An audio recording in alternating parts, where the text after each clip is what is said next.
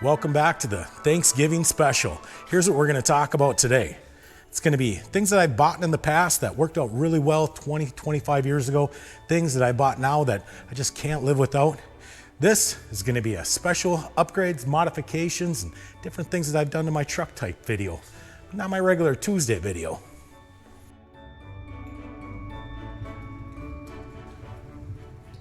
In my truck camper videos, one of the questions that I probably get the most of is what kind of rear view mirror camera are you using? So let's start there. I've had this camera for about 2 years now, and I absolutely love it. Right now it's pointing all the way down at my steps. I can move the camera up, which comes in really handy when I'm backing up and I need to see if there's a tree branch that I'm getting too close to. It also has a front facing camera. I can hit the button again. It'll show me a split screen. So we have the back and the front. At night, if I want to turn the brightness down on the camera, it's simple as swiping left. The front-facing camera also moves up and down. Super simple and easy to use. The camera resolution is 2.5K, which means it has a great picture. And I just mounted the camera right below my steps.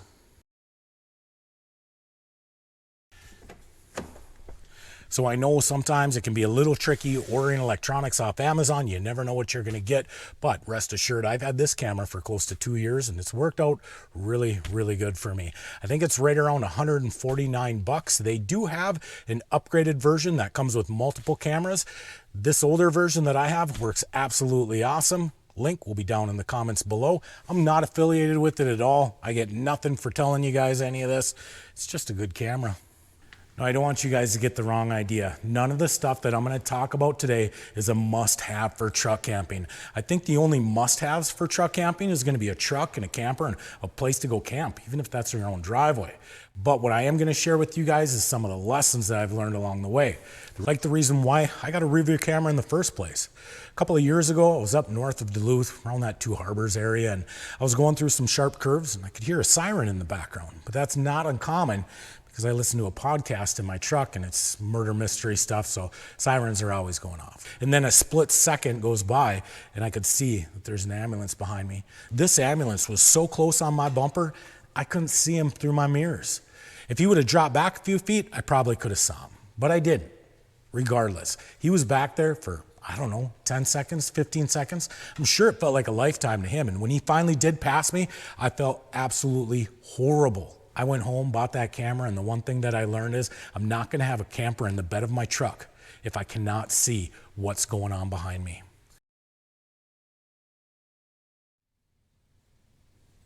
I want to keep on the topic of safety for just a minute, talk about a tool that should be in everybody's toolbox, a combustible gas leak detector. This is from a company called Top Test. It's their model PT210, and it detects combustible gases. So this company, Top Test, reached out to me some time ago, asked if I'd do a product review for them on my channel. Now initially I told them no and I wasn't interested. I did a little bit of research, found out that something like this probably is a good idea for an RV. Told them that I'd be interested in buying one, but I didn't want to be committed to making a video. They sent out the product, they never charged me for them, and she said, just use it, and if you like it, put it in a video. So, a couple of weeks later, I actually am really glad that they sent that unit. Here's what happened. I was changing one of these propane tanks the other day. I could smell propane, and usually after you change a tank, it's not uncommon to smell a little bit of propane. But as the hours went by, the smell never went away. I came out here, checked the connectors, made sure that everything was tight, but still was smelling propane. I couldn't figure out where it was leaking from. Back when I was a kid, if my dad was to check for a propane leak, he'd come out here with a lighter and start going around all the connections. I knew that I didn't want to do that, so I got the handy-dandy little combustible gas leak detector that they sent in the mail, and I went searching, and I'm glad I did. What I found was my regulator was leaking right by these threads, and I imagine it's because when I take this tank in and out, I'm constantly twisting on that line, and it loosened up right there. So I come inside the camper so I can show you guys exactly how this works. First, you turn it on. It's going to take probably about 30 seconds to go through a run cycle, kind of clean itself out a little bit. After we hear the double beep and we can see that the meter is not climbing anymore, it's ready to go. First, what I'm going to do is try checking it with the stove here. So it went red right away. It's detecting the gas. Now, if I were you, what I'd be thinking of, that is a stupid test. Of course it's gonna go off. I mean, my nose can smell that we've got a leak. So let's try and make it so it barely comes on. All right, so now the flame went out. Let's see if it can pick up any gas coming out of there. There we go. Now I figure any gas detector worth its salt should be able to pick up a gas stove. I mean, my nose can detect a leak from that gas stove. But what about something as little as a butane lighter? The cool thing about this pinpointer is that if I get close, it's not going to go off. But if I get right on the gas leak, she'll go. The further away I get from the gas leak, the detector goes down. But if I get back up on that gas leak, it's going to go off again. I've checked it out on a couple of different combustible gases. Like gasoline works for that as well. The tank is about empty. There's really nothing in there. See if it picks up anything.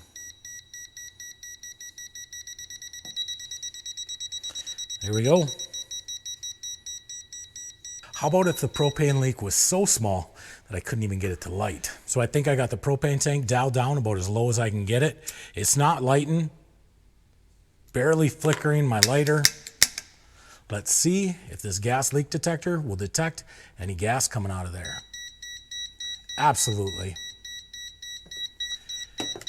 So, does this thing work? You bet it does.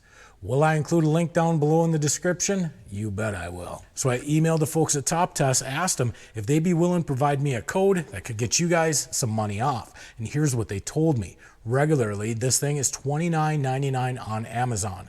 Black Friday, they're going to be running a special, bringing that price down to $25.49. But an exclusive price just for you guys is going to bring it down to $17.84.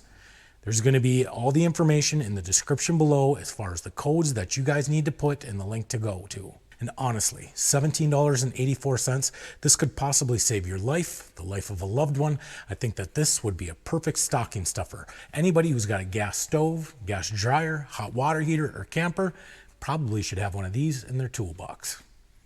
Let's get to the next project. Next, I want to talk about a super simple truck modification that I made, and this one was almost free. Basically, the truck came from the factory with a 60-40 split bench seat. I took the 60 part out and just put this flat piece of board in here.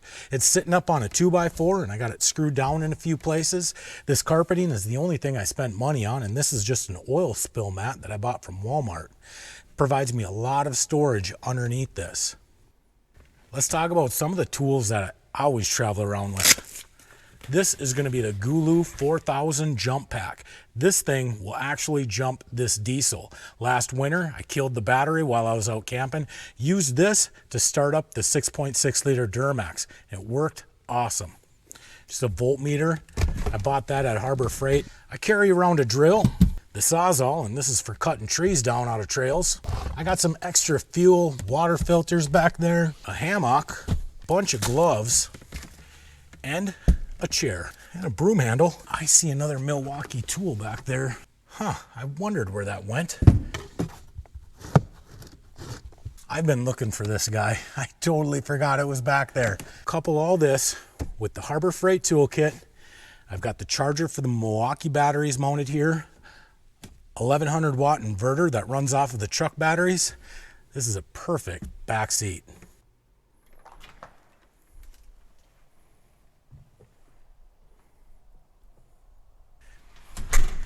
I've been editing this video out as I make it. It's taken me all day. I think I got here around 10 o'clock this morning. I put that campfire up on the TV. This is like a 6-hour run. It's done with. Mandy said to be at her house no later than 7 o'clock for the turkey, so we got to get wrapping this up. Here's the thing, I got 2 more things to talk about. These things are things that took me a long time to learn, and it took me a lot of money that I've wasted along the way, because sometimes you got to pay a little bit of money to get some really good product. Let me tell you what I'm talking about. I bought my first truck camper when I was 20 years old. I've had one ever since. This is the 2004 Arctic Fox.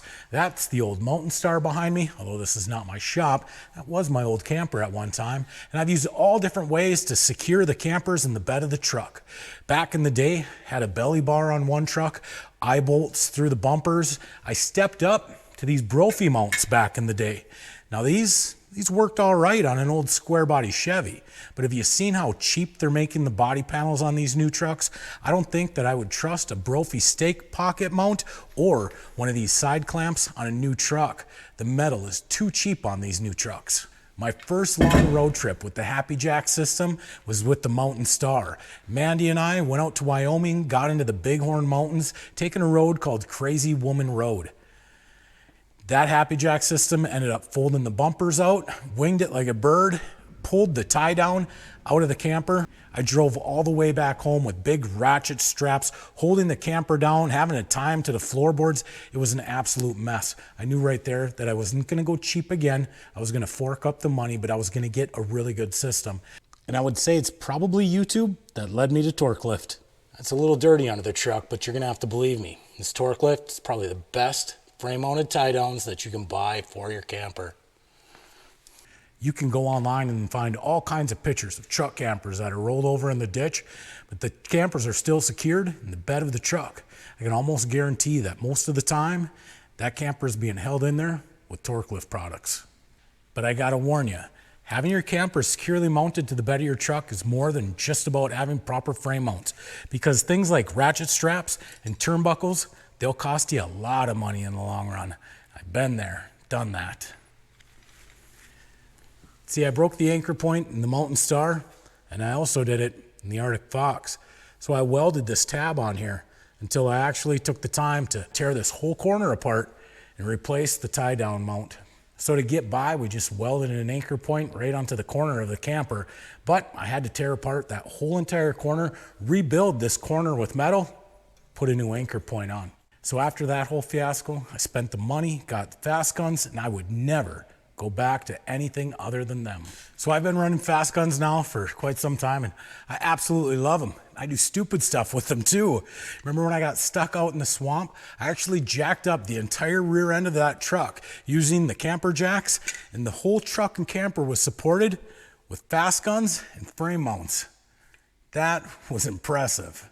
My viewers may have noticed that this FastGun has been gone now for about 3 episodes. And that's because the last time Mandy and I went up to the North Shore, we were bouncing around some logging roads out in the Superior National Forest, and that camper was rocking back there. Somehow, I lost a FastGun. So I've been stressing for the last 3 or 4 weeks because some of my viewers may recognize that I'm only running around with 3 FastGuns holding this camper in the bed of my truck. I know what's gonna happen if I use a chain binder or a turnbuckle or a ratchet strap. I've been there and done that. So I think it would be better for me not to even secure that corner down if I'm not gonna go with FastGuns. But here's the thing, I can't afford a new set. And then check this out. Guess who watches my videos? Torklift. And they actually sent me a set of 4. How awesome is that? This is the thing. I love this company. I can't say enough good about them. I put this truck and camper through an absolute beating, and it takes it every single week. So for a company like Torklift to reach out to me and ask if I want to partner up with them, absolutely, all day long. This is a great company, products made here in America.